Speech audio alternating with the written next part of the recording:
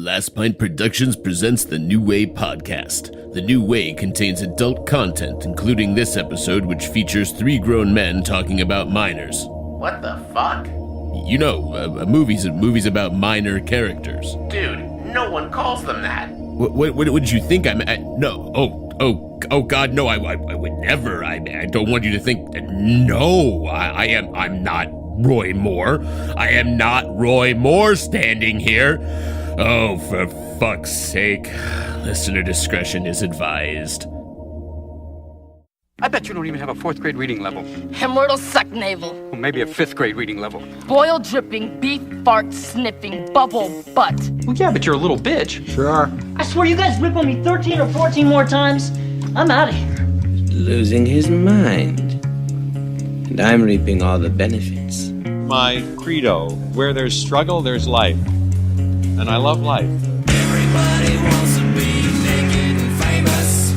Everybody wants to be just like me, I'm naked. Will you help teach me about this? What is it? A new way? Well, welcome to our second attempt at starting this episode.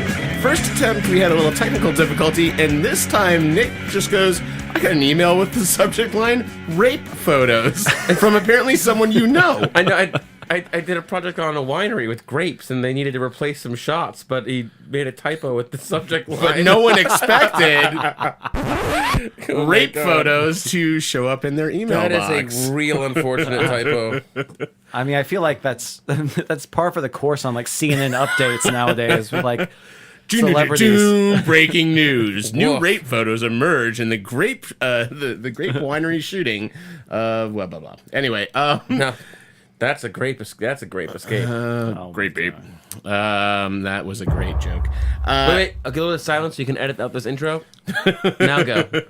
Everyone, welcome back. We've been off for a week. As far as you guys know, we've been off for several weeks.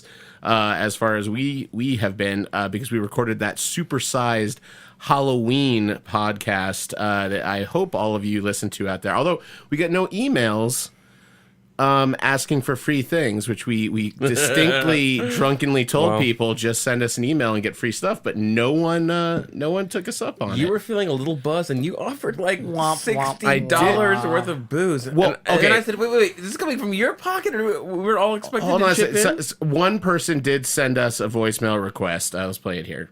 Any more treats? So Ben, you are the winner of a free beer this evening. And Ben mouthed that drop as you played it like Ed Wood in a cashmere sweater. Listen. Sometimes I like watching my greatest hits or listening to my greatest hits. It's just I'm glad because we actually have a Slurred Sophisticate featuring our Halloween episode. Let's all have a listen. Welcome to another edition of the Slurred Sophisticate, where we slow down portions of a podcast you probably didn't listen to in order to make it funnier. So, without further ado, please enjoy the Slurred Sophisticate. You saw it, Pete? I think I'm sorry, I love this one. Alright. While you're eating, you sound like an alarm. Ben, why don't you tell us what is your favorite part about Halloween? Oh, God. I love this candy. I thought I would hate this candy when What's it came my out. favorite part about Halloween? Oh, this is... Nerds wrapped around some... It's nerd rope, motherfucker! Nerd rope? I don't like the rope. I like the nerd part of it, but the rope is no good.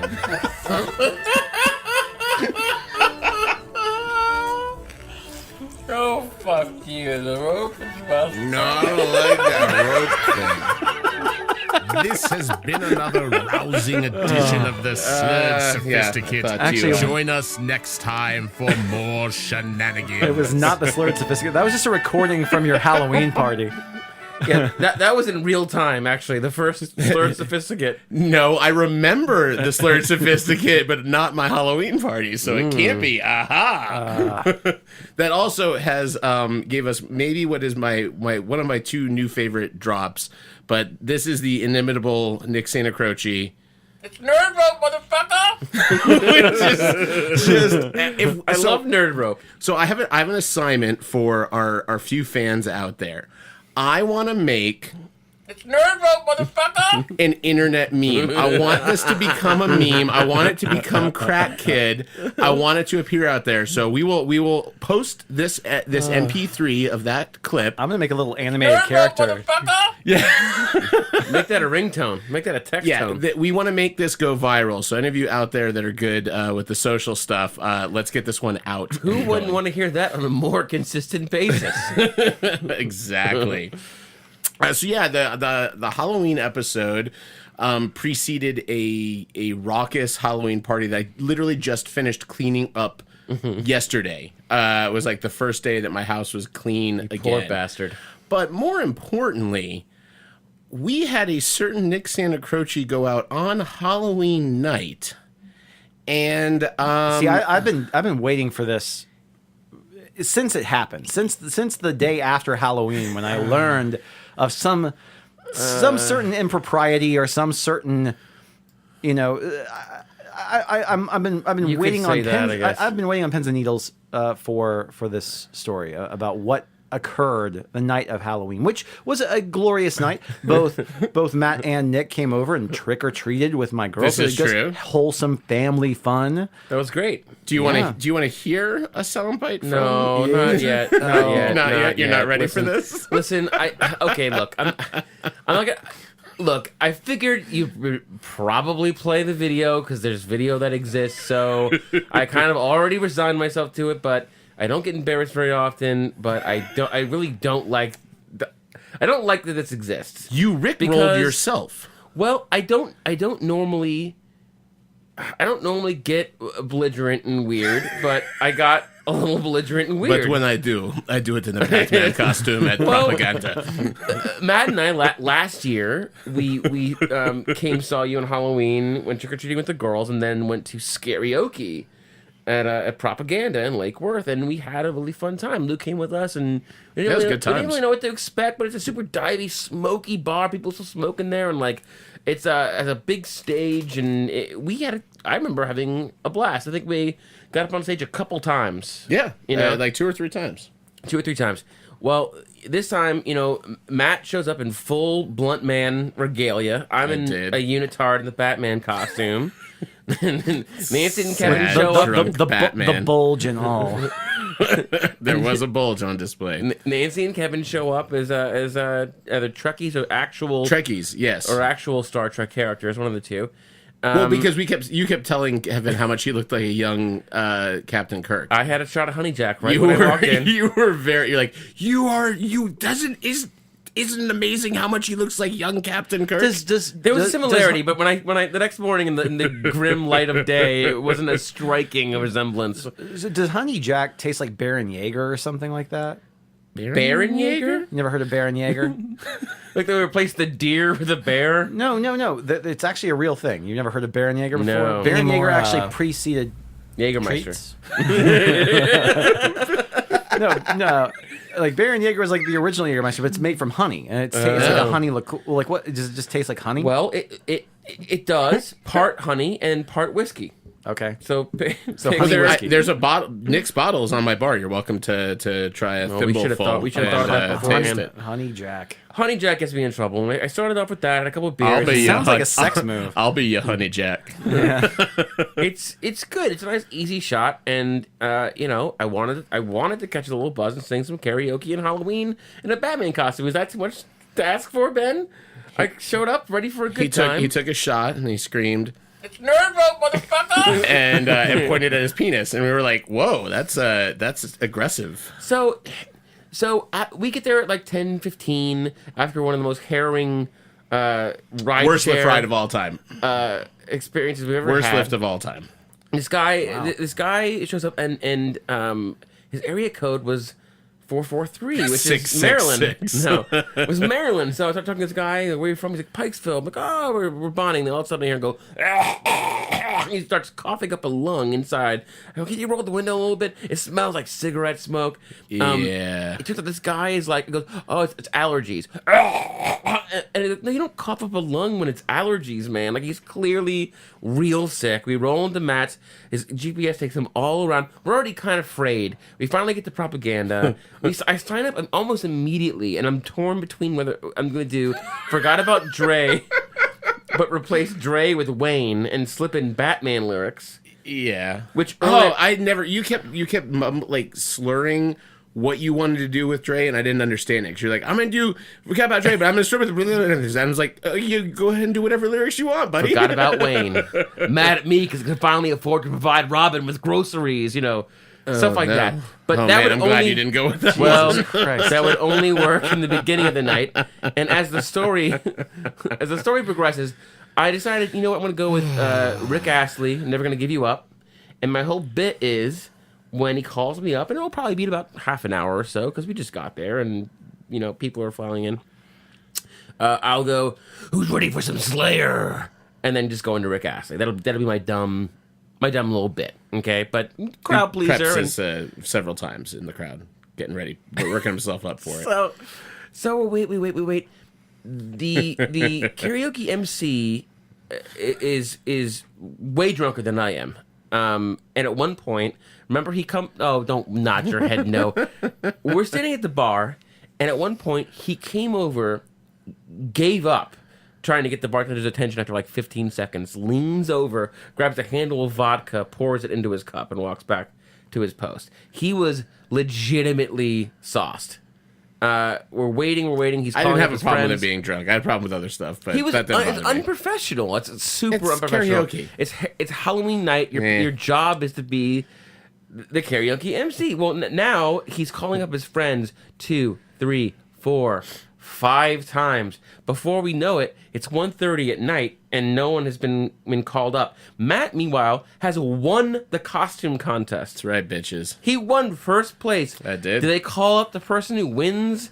Yeah, I didn't get called up for any songs either. No. Well, and he kept where it was getting us pissed off is that there were like people going up 2 and 3 times, including a girl that did the worst version, if there is such a thing, the worst version of Vanilla Ice's Ice Ice Baby that I think I've ever heard in my entire life. Wow. But there are like a lot of people getting called up multiple times. Or a friend, I'm like, and I want to like, I even got into it like talking to the bartender who turned out to be the manager afterwards, because I was like, look, I understand you got regulars. Was you it got John or Matt? I think he's with the girl that was bartending as well. Paige. Okay, that would be That was Matt. That was okay. Matt. Yeah. Ask him how he knows that. Well, so that's right. I do know because we said we have the same name. But so I was talking to this dude because I'm like, look, it's 2:00. It wound up being 2:00. We signed up at 10 p.m. that night. No one had gone up on stage. Died getting there. But I was like, dude, it's just we're here for karaoke and to hang out. Obviously, we're having a good time. I had a $50 bar tab. I still spent $60 at the place because I bought his shots and shit like that. And Matt's like, I don't want to toot my own horn, but we're both really good at karaoke too. So I did not at all get even close to singing the clip. But I was like, dude, it sucks to come here as a non-regular and just be like, we're not going to get up tonight. And like it's kind of crappy. Do you know who I am? I won the costume contest. But part of this was exacerbated. So at one point, I was getting angry, Ben. I was not going to go up because Nick did get called at like 1:15. Because Ben, look. If Matt gets upset and Matt has words with somebody, that made me feel vindicated a little bit. I feel like you guys are fighting over the same story here. Just tell what happened. You want to hear it? Nick got called up to do Rick Astley. And right is like, but the thing is, he goes, Blunt Man. And I go, Blunt Man or Batman? I sign up as Nick, okay? It was Blunt Man. I go, him or me? He goes, Batman. You sign up for Never Gonna Give You Up by Rick Astley. So then Nick was very upset that his cold open was blown, that he was going to do My the whole Slayer bit was gag. ruined after he's been an asshole the whole night. So I decided I'm going to go up there and watch the world burn. So a very surly Batman got up on a bar stage to sing "Never Gonna Give You Up" and was not very happy. I should have gave up. Let's listen to. I think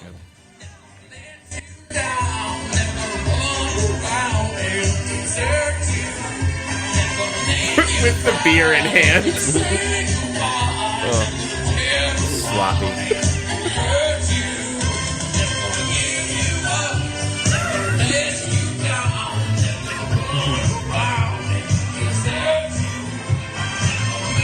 And then there's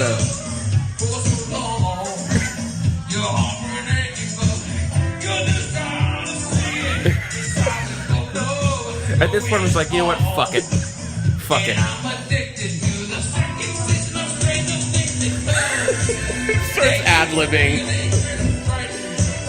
Now, here's the thing. So we don't. I at least did not get any video from Nancy of the.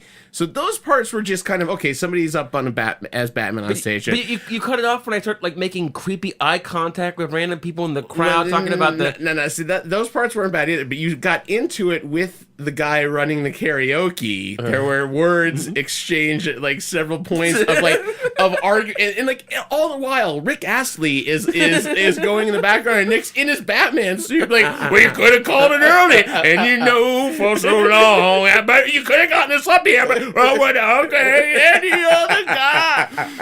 It was just people started leaving. It was very uncomfortable. It was a very clear turning point in the bar as a whole. That everyone was just like, okay, drunk. Like, should we get one more drink? And then I get up and go, okay, let's call everybody. Uber. Bruce Wayne's dealing with some shit with his parents. He's dressed up like Batman. He's real drunk up on stage. Just come on, try to support him. All right. He's like, no. But it was a little rough. It was a little rough. It was a little rough. Now I'm so. You didn't even play the Stranger Things rant part of it. That was right. You just did it right there. I go on about, and I use CGI sparingly because the emphasis is on good writing. Oh, Lordy. I didn't want to make you listen to more of it. It's pretty embarrassing. I'm simultaneously really happy that I was not there and sad that It was fun. It was still fun. It was silly, but that was our Halloween night. And I was just happy. So one of the things we've been talking about all week. My bat belt kept slipping down my costume. Yeah, I was holding a lot of things for Nick as well because he couldn't put things in his utility belt. Like, hey, my utility belt doesn't hold my wallet. So can you hold my wallet for me? All right. Even if it did hold my wallet, it would have made the whole thing slide down. Now, and I know, Ben, you have some things to talk about. I have one very quick thing to talk about because we've been in an epic text thread, the three of us and Beth, about cereals over the last like 3 to 4 weeks. And I forgot to share a story. So after our cereal discussion, and I like don't eat a lot of cereal, I was like, oh, I'm gonna go to the store. I'm gonna get brought to you by MailChimp. I'm feeling like I want to have some cereal. not that kind of cereal. No, this kind of cereal. Go on these sprees where you're an elf. Like you're a cereal elf. Ben talking about the cereal elf, but I like Life cereal. We had talked about a little bit. We didn't mention a lot of Life in there, but I like Life, and they had pumpkin Life. So the night that you and Luke, that Nick and Luke came over to the house, and we had some drinks. It was like you guys left at 11:30 or whatever, and I was like, I'm gonna have a nice little bowl of. Oh, that was the night where I changed your light bulbs. That wasn't that you changed my light bulbs, and that's not all you changed. My sexual preference.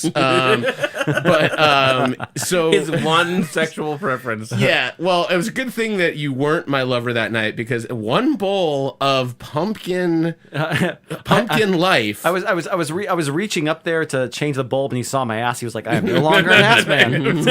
It ran through me like a river runs through it. It was. I have the worst. Did you make a river runs through it reference? A river runs through it diarrhea reference. Great book, by the way. That's great book. By the way, this podcast brought to you by A River Runs Through It, now on Blu-ray. But is Brad Pitt in that? Or yes. Yes. No. Yeah, and that Legends of the Fall. Or River Runs Through It? No, Brad Is he in Pitt's both all- of them? yeah, he's in both of them. He's in all of them. Was River Phoenix in River Runs Through It? No. Because that would be awesome. For a second, I thought he actually was. He isn't, for sure. That's such a terrible. It's just him. It's just him busting through walls. He's just continuously busting through walls. Oh yeah! Oh, The river runs through it. oh man, that's straight out of The Critic. That is easily a trailer out of The Critic, 100%. River runs through it. Yeah, I'm a fan of that.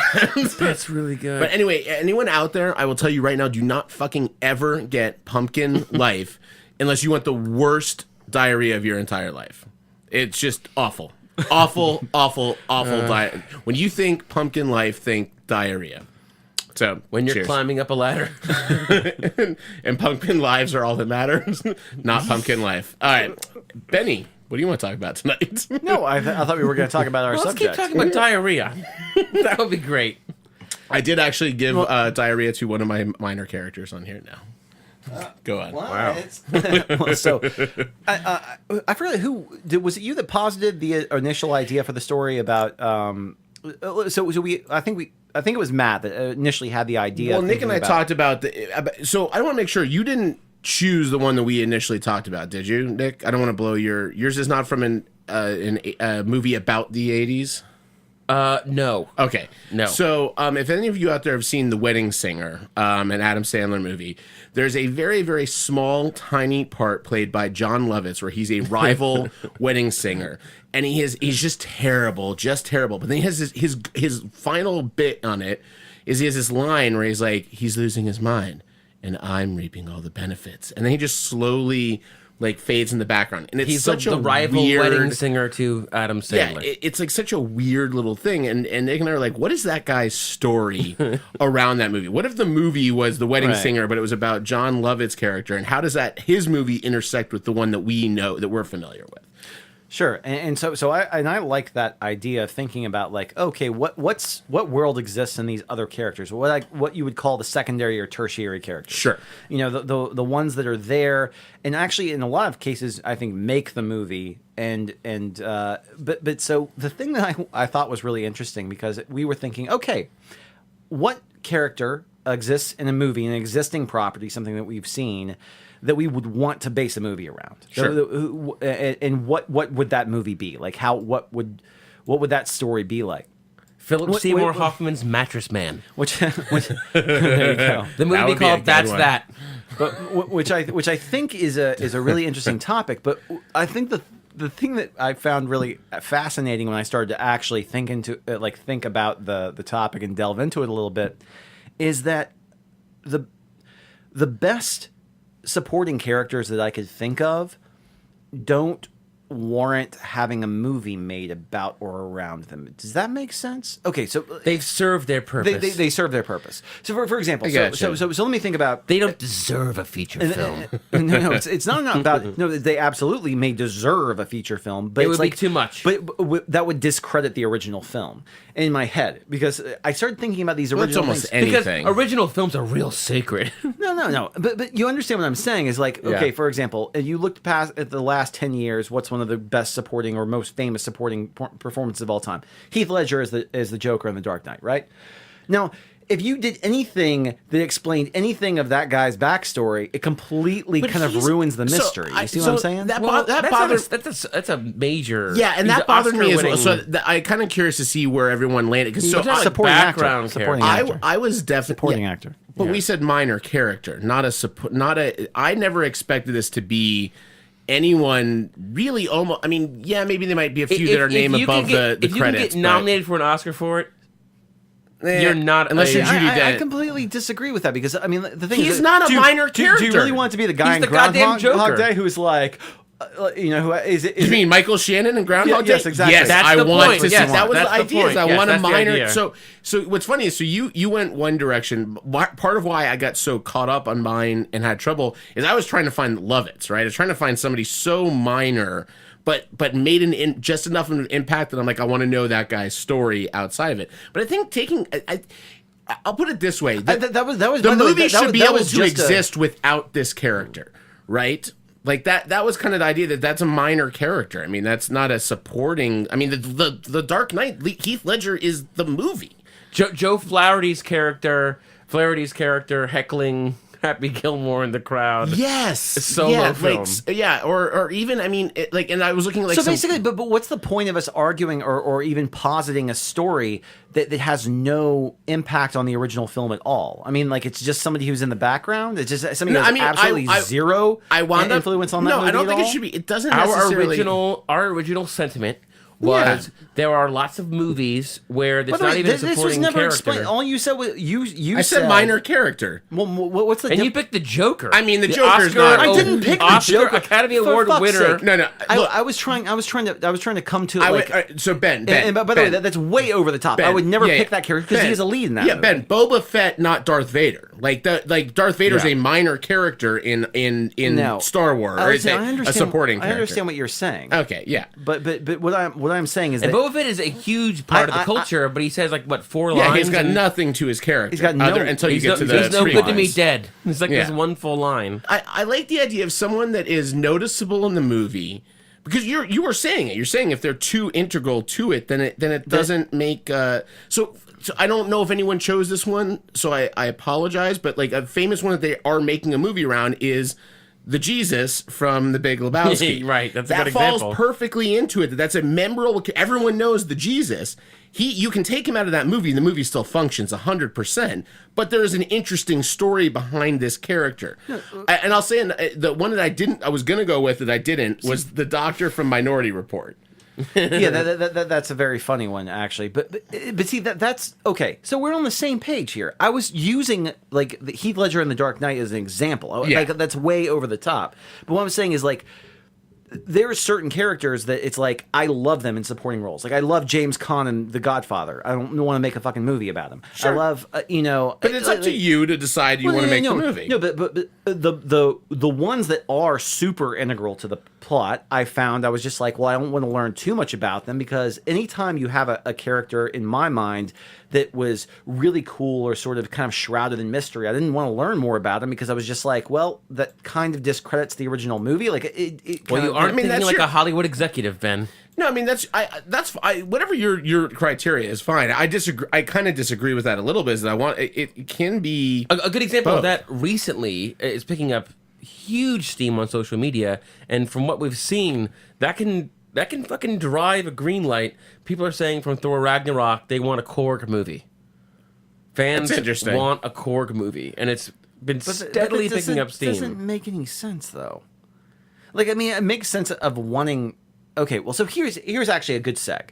Because one of the things that I always thought was interesting, but the same thing. I'd watch a Korg movie. He's too important of a character, and he's been in too many things. Because I was always just like, you know what? He's one of the most interesting Marvel characters in the Marvel universe. I thought it would be really interesting if they make a movie around Loki and make him an anti-hero. Like actually do like kind of a strange like anti-hero Loki movie, or where you're kind of rooting for him. There's a great comic. But the thing is it's already happened. This is well before I saw Thor Ragnarok. Yeah, you know? yeah. And I was just there's a great comic. And he's too big. Too big He's of a too character. big of a character. Yeah. In the universe. There's a great comic run where Loki runs for president of the United States and starts picking up steam. I think it's president, and like that would be great because it is kind of outside of the Marvel realm.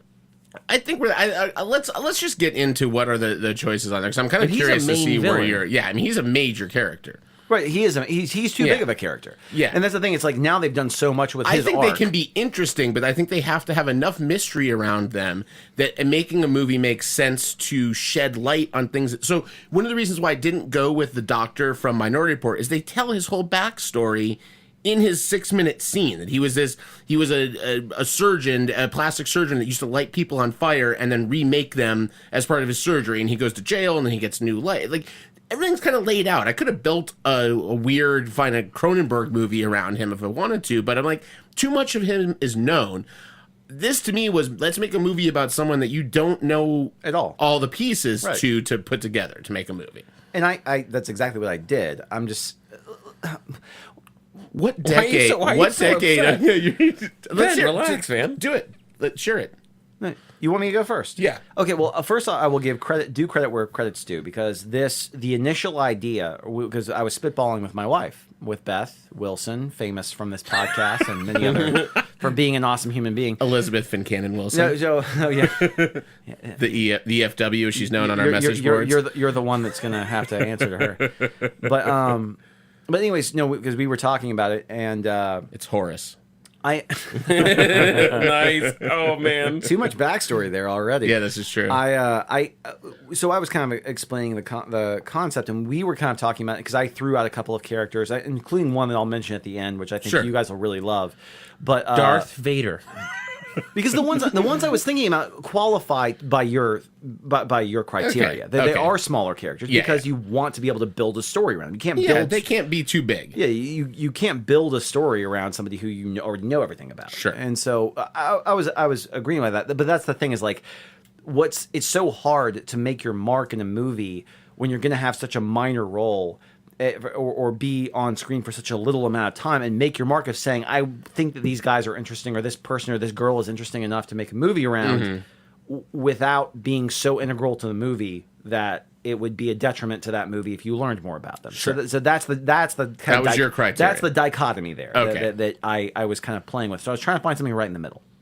Okay, so I'll do a quick pitch here, and okay. I'm going to go back. Do you want us to guess what is it, or is it going to be very apparent right away? It's not going to be very apparent right away. All right. I like this. Let's see if we can figure out what it is. So here's the thing, and I would like you to you can interrupt at some point if you want to, but I would prefer for the reveal, if it's going to be very clear when I get to the reveal of who this character is, you can just say it at the same time as me. Okay. Okay, so it's 1969. It's the summer of love. And a young, beautiful woman meets this Lebanese immigrant, and they're together or whatever. And so all of a sudden, it's just kind of sparks fly, or whatever. So we fast forward 10 years later, and we're right in the middle in New York in the punk movement, 1979. And the father is now clearly out of the picture. Is a deadbeat or whatever. Mother's addicted to heroin. They're living in a slum in New York, and she's like working like half of a shift at CBGB or something like that. But this kid is smart, but just really angry at the world, just has this mother that he can't take care of, who can't take care of herself. And he's just filled with rage and just absolutely he doesn't know, doesn't have an outlet, doesn't have anywhere. And he just hates the idea that his parents basically don't exist.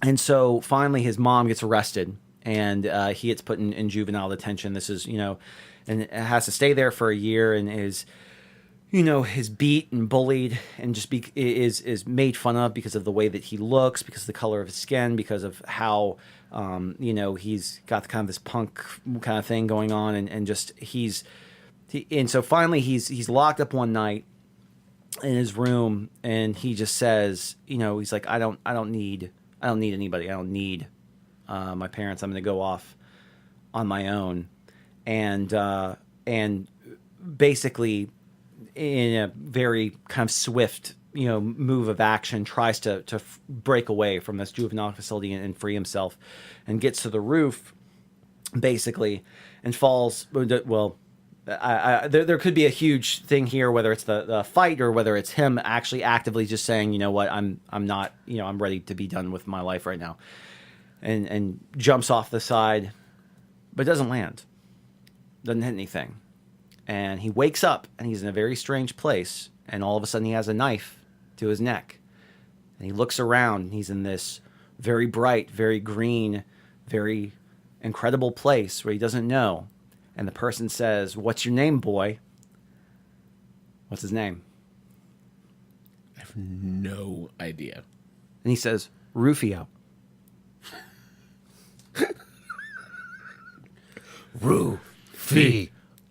First of all, 100% nailed minor character in the proper way. There you go. So I was concerned. They were talking about making a Rufio movie for a long time. No. The guy who played Rufio was trying to get Okay, Indiegogo together to do it. That sounds more likely. So it was just totally true. The interesting thing is because, like, and I know that you're not a huge Hook fan. No, Matt, I like this, though. I like this. So the idea is that you have an origin story about Rufio, guess I already have the name for the movie. It's called The Last Boy.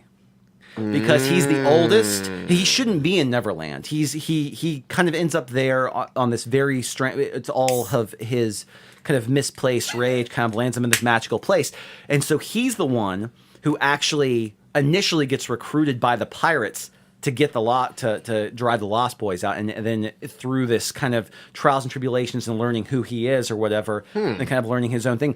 The reason why he becomes essentially the stand-in for Pan while Pan is gone. Pan's been in this, nowhere for years. He's the one who ends up stepping up and becoming their leader. And I say that story. And like I said, this is Beth had nothing to do with the backstory, but she was the one who initially was just like, and I'll go ahead and tell you what the other one because you were going to go for the Joker. Well, no, because originally thank God Beth stopped. No. So I thought, and the reason why I thought Rufio was really great was because there's so much ripe there for backstory about playing with it. Because originally, what I thought would be really funny is to do an origin story on the Frog Brothers from the Lost Boys. Oh, that's almost like spin-off versus origin. But I like the origin because it's so funny that Corey Haim shows up in the Lost Boys, and like they know everything that's going on. They know about the vampires. They know about everything, and nobody else is talking about it except for the Frog Brothers. So I'm just like, how the fuck did they know everything? Well, I mean, they're comic book nerds, so they know everything. But they know everything from the comic books. But how do they know that everything is happening? It's an interesting conversation as well because I was kind of curious to see what I was most interested with your stories was whether they were going to all be origin stories, which they could be, or they were going to intersect with the plot of it so that you get a little before, you get a little after, or they were going to be straight sequel. It's kind of interesting to see that. And that's actually because when I said the thing about Frog Brothers, Beth said that was a really good idea, but do them when they're adults. Like do that way after the story would happen. Which you could say, here's their Act 1 is the prequel. Act 2 is where we know them from the Lost Boys, and Act 3 is what happens in the future. Afterwards. Yeah. Anyways, but I thought I like that. I like both those ideas. The Rufio story I thought still had more legs as far as creativity, as far as what you could do with it, because you have a huge arc with this character, and because you have this young kind of misplaced rage, and you get that poor bastard some work. Clearly looks 2 or 3 years older than all of the other boys. And so it's like, why does he end up in Neverland? Like, what was his situation? Why does he look like a fucking punk? Why is he? Yeah, I like your little punk ones in there, and the Lebanese side. There's some good nods in there. I dig there's it. all sorts of stuff that you could do to set that up. All right, Nick, would you greenlight this picture? Well, I mean, it definitely is the nostalgia thing. You could. There's big money in nostalgia. But are you pushing this? Is it like an Oscar push, or is this I'm not asking for you to greenlight anything. Is it a money grab or I don't think there's enough nostalgia for Hook. Look, this is our pitch. Well, you know what? I don't like your title, but I'm gonna greenlight your picture. Wow. Oh, yeah, very good. Yeah. You don't like the last. Well, it's too close to the last Boy Scout, I guess. The last boy. There's something funny about that to me. I don't know why, I prefer a better pun based on Rufio. That's what I want. So work on that. But yeah, I'm gonna fund your movie. Okay. So Last Bite Productions, 2019 slate. To be titled Rufio side project. Nicely done, Penny. Nicely done. All right, you want to go, Nick? Yeah, I can go. Credit where credit's due. I like it. Give Beth all of the. She's the one who came up, who said the name, and I was just like, and once again, it was like because we were talking about different people. You're doing it, Beth. Yes. Yeah, I wish you'd given me some. It would have blown it, but I wish you'd give me some drops for. I would definitely have done that. You're doing it, Peter, or a Rufio. But instead, all we get is any more treats. That's so good. That's my favorite. All right, Nikki. The timing is great. Okay, warning. Would you like your cue? Yeah, let's go ahead and get it started. I just want to warn you. You're both that this is real Oscar baity. I'm gonna pull volume down on this. Is that cool? No, it's good right there. You want it right here? Oh yeah. So, reprising his seminal character from the David Zucker classic, Gian Bakar stars in this gripping continuation of one of the most important sports films of this or any generation. Yes. Squeak if you can hear me. The Kenny Scolari story. The events of the film unfold directly after the Milwaukee Bears win the vaunted Denslow Cup, the highest honor in all of basketball.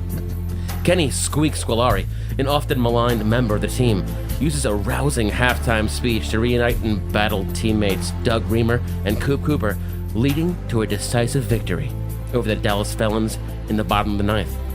But that was just the beginning of Squeak's story. A few seasons later, the National Basketball League folds operations. Coop Cooper and Doug Reamer sell their stake in the team and disappear, leaving Squeak alone to struggle with his place in life. Hurting for money and battling a crippling heroin addiction, Squeak begs for his old job back at the Regional Water and Electric Company. But after completion of the company-mandated drug test, Squeak is on the streets for the first time in his life. Cold nights and begging for the compassion of strangers consume Squeak's days, often leaving him on the brink of suicide. But one day, Squeak meets a mysterious young girl, a fellow drifter, who changes his perspective through a series of inspiring anecdotes. How could someone so young have so much knowledge and so much hope with such a sad lot in life? Nights sharing cans Latin of beans. life? No. Lot in life. Like a sad lot in life. Nights sharing cans of beans and laughing around a trash fire bond the two in a way Squeak never thought possible. It even awakens a dormant paternal instinct he never knew was there. Squeak and the young girl, who doesn't even know her own name, are inseparable. He gives her a nickname, Scrappy, for her tenacity, and she teaches him the way of the street, narrowly avoiding run-ins with pickpockets and the Milwaukee PD. Squeak learns that happiness wasn't fame and money. It wasn't being a sports star on the grandest stage. It was his gift to connect with fellow human beings that was his greatest happiness and biggest strength all along. Inspired by Scrappy, Squeak collects plastic bottles and cans and recycles enough at the end of 5 months to buy a cheap business suit. With the little girl's encouragement, he goes door to door begging local companies to just give him a chance. His hard work pays off, landing a janitorial position at a local middle school. He even talks the hard-nosed, by-the-books principal to let Scrappy attend, the first of any education the young girl's ever had. Squeak gets an apartment, and they move in. Unbeknownst to Scrappy, looks into officially adopting her. But one day, Squeak gets a frantic announcement over the school intercom to meet Principal McKillicuddy in her office. Scrappy's been taken to the hospital for a rare kind of liver failure. Squeak rushes to the ER, where doctors explain that a transplant is her only hope. The odds of a match are slim to none, especially with no living family members. But Squeak insists that he be tested. Against all odds, he is a match. Before being wheeled into the emergency surgery, the doctor takes Squeak aside. Not only was Squeak a match, so was his DNA. Will Scrappy survive the surgery? Is Squeak ready for his new role as the real paternal father? Will he win his long-shot lawsuit against the National Basketball League for his multiple concussions and resulting CTE brain injuries? Oh, boy. All that and more in Squeak If You Can Hear Me, the Squeak Scolari story. Well, Rated NC-17. Nicely timed, actually. Ben loves it. Well, I'll. It's a little Oscar Beatty. I warned you. I warned you. It's a little masturbating. High production value. I really appreciate that you went that hard for the joke and derailed a really interesting conversation about tertiary characters. You're such a dick. I'm just fucking with you, dude. And that's why I should always go last. Oh, what an asshole. Hey, he's got a good point. So first, so let's break it down. That was pretty well written. As far as assignments goes, you nailed 100% the assignment to A for effort. 100% on there. I know you're a big fan of Squeak, little bitch Scolari, and you did not even say I'm not a bitch once in that entire thing. Yeah, that. Well, I didn't want to go for the low hanging fruit. I thought you were going to say. So Squeak it once and for all, prove he is not a bitch. Steve Perry. I like it. I think. But you're not going to greenlight it, are you? I think we need to get some outside funders. It's going to go to our. It can't. It's not going to go under the Last Pint funny you Productions mentioned- umbrella. You have just gotten an anonymous donation from Czechoslovakia. No. So a lot which of doesn't our, exist anymore. A lot of our listeners out there don't know that Last Pint Productions actually has a lot of subsidiaries, including Drunk Bruce Wayne Batman, Pictures.com, which I think they're 100% behind the Squeak Scolari story. All right, good. It's a little Lifetime movie. It's Now, what if you got if you got Peter Scolari to play Squeak Scolari, and there was kind of a Birdman thing going on? No, there? Dion Picard is in, Okay, you got it. or I'm taking my Has he script done elsewhere. anything? Are his ears He burning has. right now? He was Chota Boy in Orgasmo. No, but he did that before basketball. I actually looked at his IMDb today, and he has like 6 or 7 things in pre-production. Don't you have like currently. more than 6 and 7 things in pre-production yourself? No, currently, like 2016, I feel like, 2017. I feel like he was in. Is he in the new Rufio Kickstarter movie? Because that would be an amazing they're coincidence. both characters that trying to get Kickstarters made of their characters. But it's funny because I have no idea. Rufio and Squeak. Do you know what the guy's name is who played him? Dion Picard. Oh, okay. Well, so I feel like I saw him in like Catch Me If You Can, like a Spielberg movie where he's just like in the background and has one line, and I was just like, well, that's about he right. was heavily in Galaxy Quest until they cut out most of his scenes, but he's in the special edition. Yeah. Interesting. He's really super funny, and yes, that was obviously made for the joke. But I also do really like the idea of like, what if someone had the balls to take basketballs to There we take a like what was originally a goofball fucking comedy and then just completely rewrite the tone and the history. And, I actually say you stick with the tone and you play it straight. Like that, if you Oh, play yeah. it that straight, it's gonna be the funniest fucking movie of all time. like a Walk Hard. No, and here I will greenlight. Last Pint will greenlight if you can get Trey Parker to narrate in his Trey Parker voice. All alone. Squeak didn't know what he's gonna do now. He's worried. All the cards are stacked against him. Oh man, that Trey Parker narrator voice is It's a good one. It's choice. So why I wanted to get Ben to like get riled up about the discussion earlier is that I definitely picked a way bigger character than either of you guys, and I did even worse. It's a twofer. Oh my God. I kind of want to see how mad Ben would get. I thought Squeak was going to be too big of a character. Well, so technically my characters, and they are tied together, are smaller, definitely amongst the main cast. One of them is a little bit bigger, but I also was shitting myself during the entire first half of this podcast. You guys got so close to some things, but I'm going to start with the theme music that will play before my character's movie. It's not Loki, and it's not Korg. It's not Korg. It is the Tan and N story about Tanelier Tavan and Endwigas, the Collector and the Grand Master, who are brother and brother in the Marvel Universe. They have not been. They have a very different backstory in the movies, but Jeff Goldblum's character from Thor Ragnarok and Benicio del Toro's character from the Guardians of the Galaxy. I thought you were going to do this. I didn't say anything because I thought you might go. Well, there I also today. came up with the perfect parents, by the way. So We talked about this. Yeah, congratulations to me for. Listen, Benicio del Toro's in that movie for like approximately 4 minutes and has one bit of and there's nothing else to him.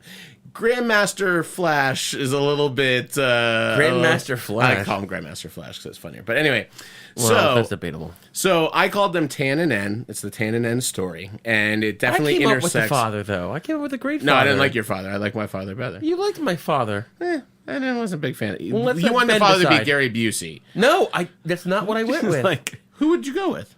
I That was don't the like jo- your father. Yo, your father. Wait, who'd you go That with? was my joke answer. I came what up was with your a real real answer? answer. Tom Waits. Oh yeah, I did like that one, but I like one as well. But I didn't use Tom Waits. So Tom Waits is the logical progeny of the Collector and Grandmaster. in this universe, right? There are these makes sense. two beings that have left another universe, and they're going to literally through a big bang of one another create this new universe. big and they're bang gonna of one and another. It's Christopher Walken and Susan Sarandon. That's who I figured were the parents of Benicio del Toro and Jeff Goldblum. Yeah, because if they're just gonna let Jeff Goldblum be Jeff Goldblum, They they might as well let Chris Walken be Chris and Walken. Susan Sarandon just to balance out the Walken. You can't go full Walken. That's well, we all know why you pick Susan Sarandon. So they fall on. You know, she is 71 years old. That's amazing. It kind of blew my mind a little bit today, and also made last night's masturbatory thing really creepy. You were at 71 degrees last night. I popped a Werther's original, and I was like, "All right, Grandma, let's get this one on." Somewhere, Tim Robbins is wiping away a single tear. That's so weird. So anyway, they give birth to these two kids. One, Endwigas, which is the Grandmaster, an avid lover of partying, and Tannelir Tavan, a lover of just things. He likes things. I, too, am strange and unusual. Yes, together, so they decide as kids and brothers, they're going to pursue their passions, but they're going to work together. Tannelir helps recruit gladiators for the Grandmaster's tournaments, while the Grandmaster gives Tannelir trophies from all of the losers. Anyone that gets killed in it, Tannelir gets to collect a trophy from it. And they have a great business. But they also have very differing needs in what's coming out of this. Whereas the Grandmaster really just wants to be surrounded by people that adore him, versus the Collector just wants things that he can adore, and he wants people just to serve him. But both of them at the end of the day are basically paying people to be conduits for them, right? Now they come to blows when they discover that the Power Stone has been gotten by the Grandmaster, and he's kept it from the Collector. He's decided that he wants to keep this because with the Power Stone, he can control the outcome of any gladiatorial match that he puts together for these people, right? They come to blows. Is there a speed stone? No, there's a time. You want me to go faster? Or time he must go faster. Jesus Christ. Anyway, we're fine. He must go faster. All right. I'll let you go for 5 minutes. I'm sorry. Uninterrupted with Squeak Scolari. All right. Anyway, come to blows. They get sent to opposite sides of the galaxy, and the parents wind up hiding the Power Stone from both because they don't feel that they're capable of it. So now we find ourselves in the middle of Thor Ragnarok and Guardians of the Galaxy. We have the Grandmaster who's gone off and created a planet, and he's created people to adore him and party with him, but they don't really like him. He's more of a dictator rule.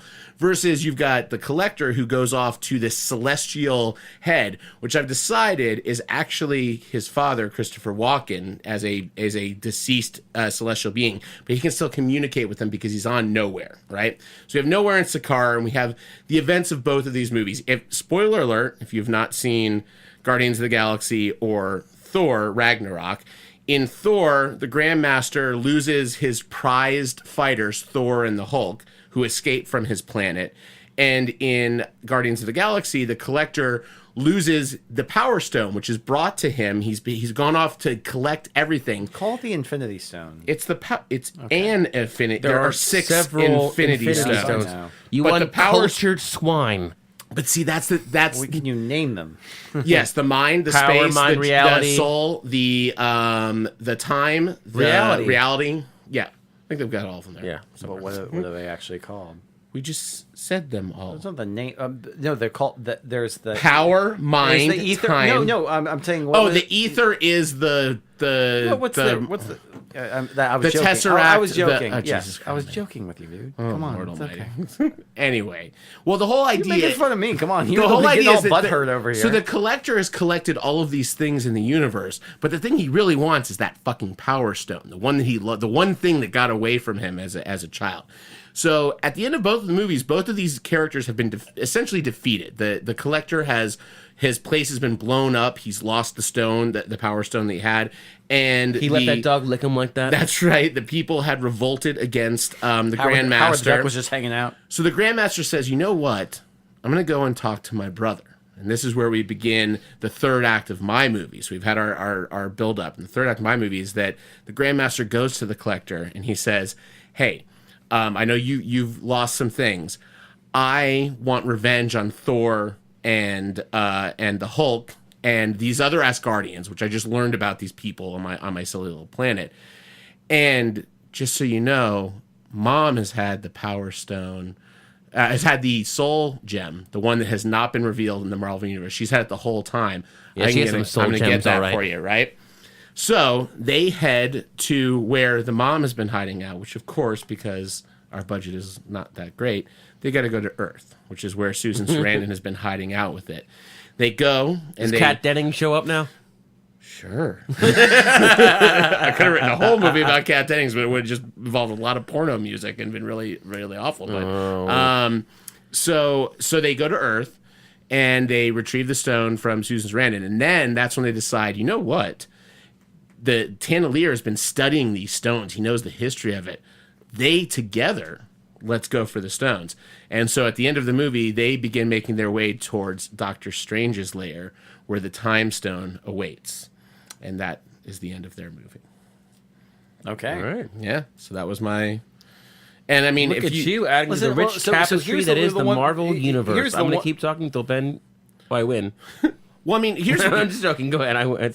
Hold on. Well, there's some things. So the Grandmaster... No, certainly not. I've been around for billions of years, but... It's the Grandmaster talking. I'm still more than ever, I think, me, the Grandmaster, I speak now, am present and engaged and interested in everything in the moment, and more than anything, I like to play. Right? And I mean, I think these are the moments that this movie is built around, is a lot of just Benicio del Toro and Jeff Gold. I mean... These matches, these gladiatorial matches, feed into my credo, which is where there's struggle, there's life. And I love life. That's right. Was that behind the scenes? I literally I built the entire Grandmaster character out of interviews with Jeff Goldblum about Thor Ragnarok, where he just talked about shit about the Grandmaster, which I thought was hysterical. That's pretty funny. So I did pick the most mainstream of all the characters. I don't think so. Rufy is pretty mainstream. Well, I think they are arguably all really fall within the lines of what. But can I actually say what I was going to say just a second ago? Thanks. Hey, Sparkles, here's the deal. Cue the David S. Pumpkin song. Jesus Christ. Have you even did it? Did you wait? When you listen to it, were you aware, like? Did you see what was happening that whole time once you listened to it? I knew you were playing something. I didn't know you continuously were playing the same thing.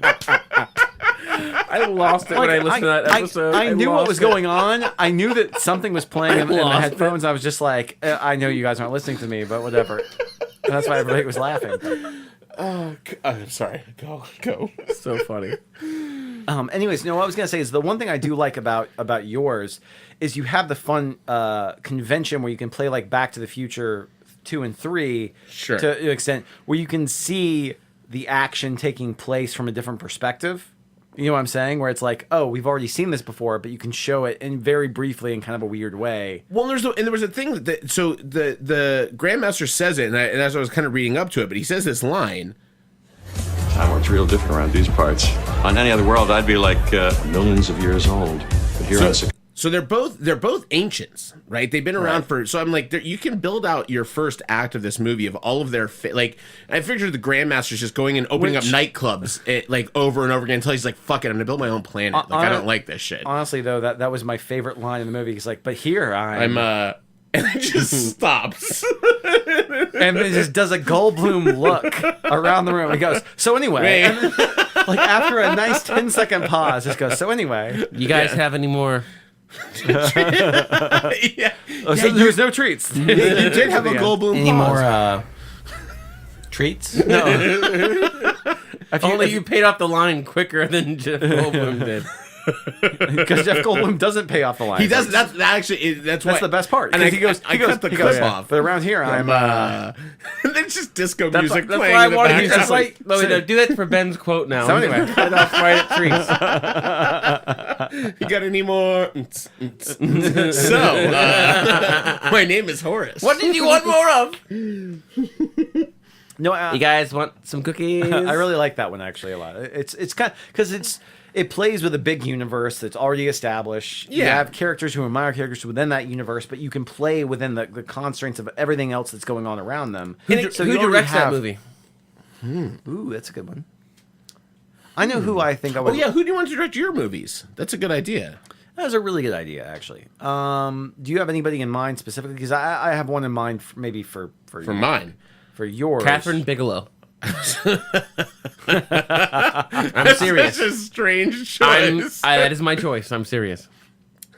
I'm gonna go with someone that's worked with Benicio before, that directed The Way of the Gun. I knew. And I'm gonna do Christopher McQuarrie is a really good one as directing the two. And I don't love The Way of the Gun, by the way, but I like the idea of a McQuarrie just The Way of the Gun making that kind of buddy, because it's got to be a buddy thing for large chunks of it, of the two of them just fucking playing off of one another. But that'd be an interesting choice for me. I think I would do John Hillcoat. Who directed? The Proposition, The Road. Kind of dark. I don't think I've seen either of those. John Hillcoat also directed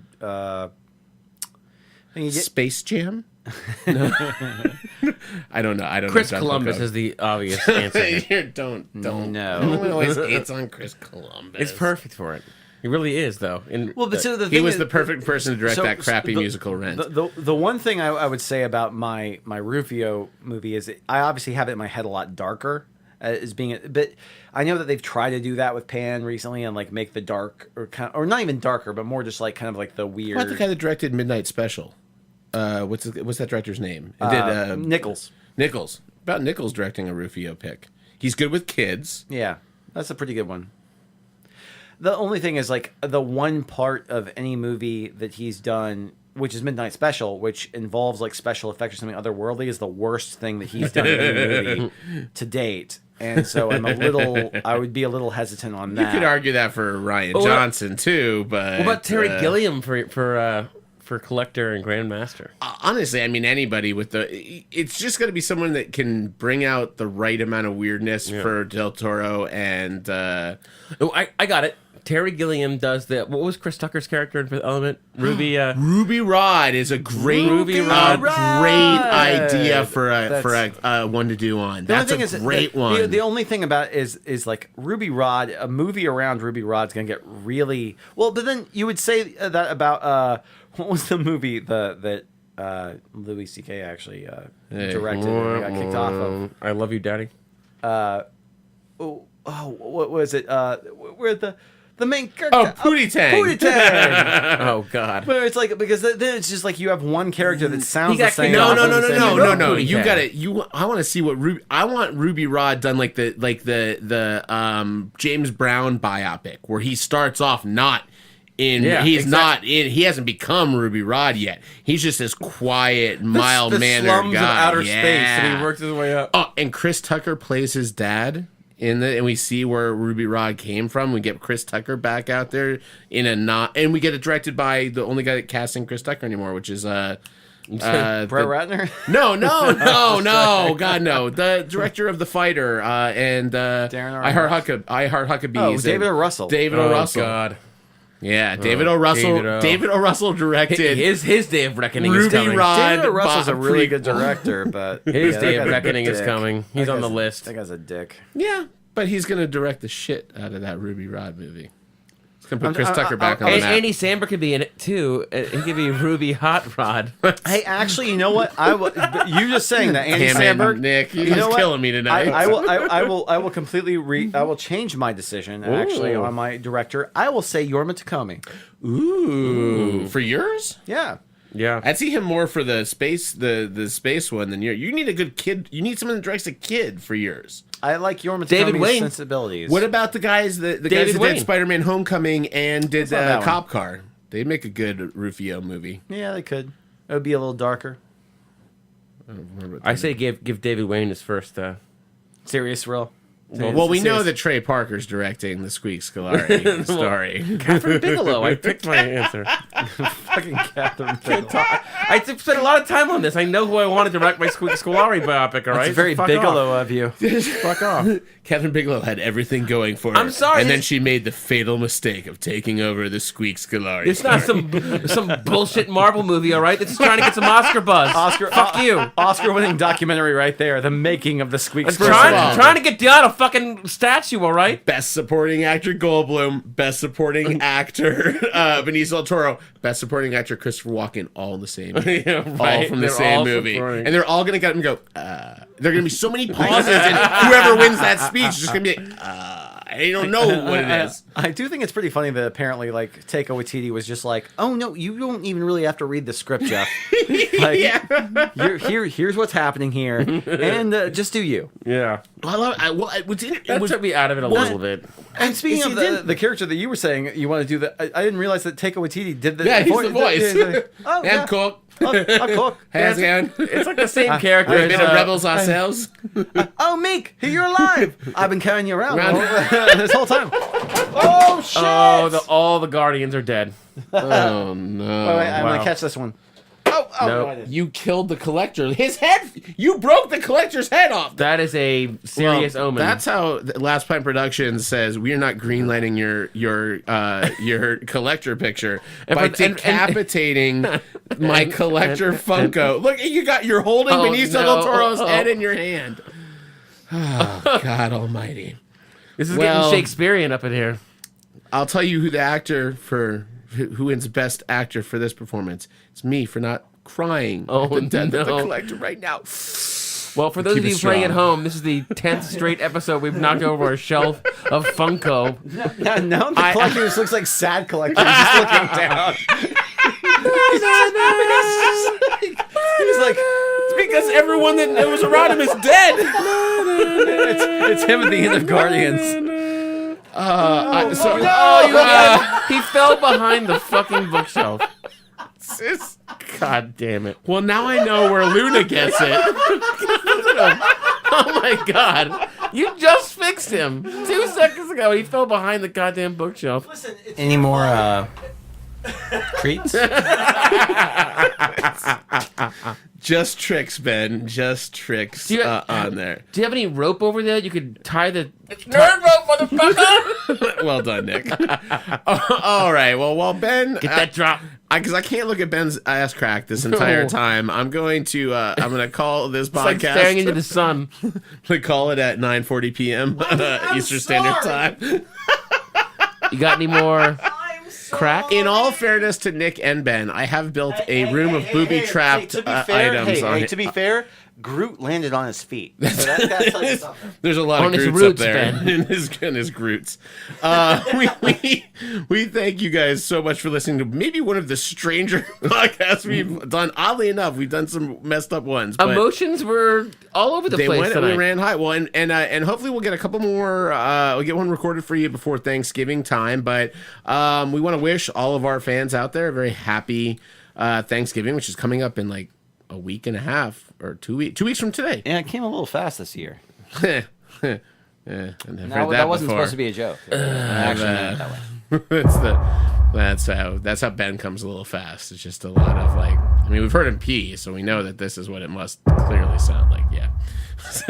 Nick recoils every time. There's not Ben's three. penis There's hits. only just one big one.